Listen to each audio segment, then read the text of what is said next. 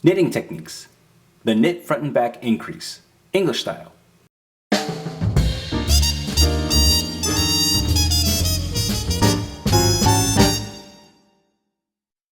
To download a guide with our 5 favorite tips to improve your knitting right now, visit newstitchaday.com/5knittips.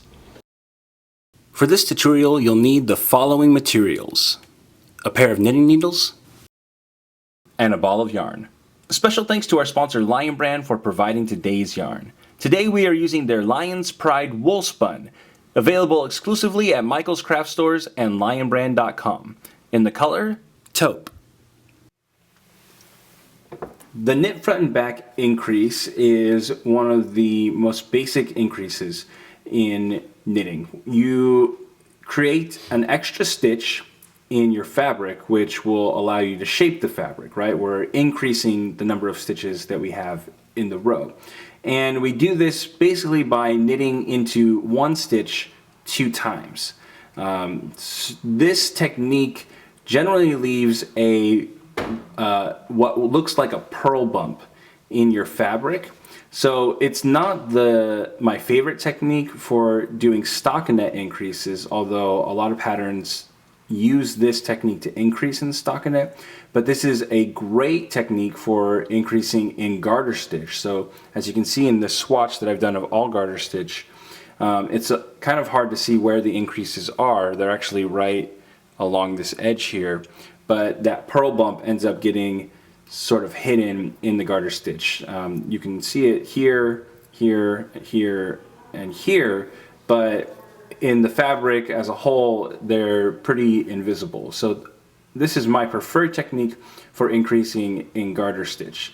But let me show you how we do it. Alright, for the knit front and back, for step 1, we're going to insert our working needle into the next stitch and we're going to knit this as normal. Okay, but we're not going to remove this stitch from the main needle.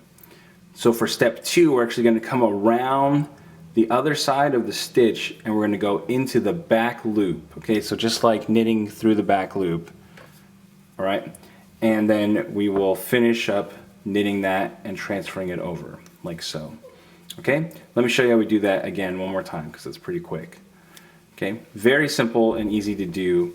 If you are a very tight knitter, this might be a little bit more challenging, but we're going to knit one and then bring around and knit through the back loop, just like so. And there we go. That's how we do the knit front and back increase.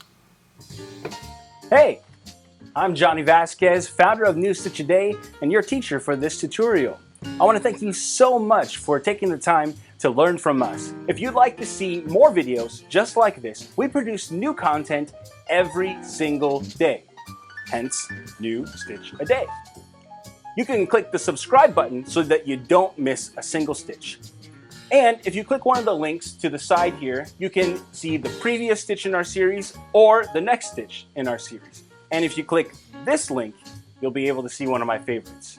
And don't forget, you can also download a PDF with the written instructions for this tutorial by clicking or using the URL link that's on the screen.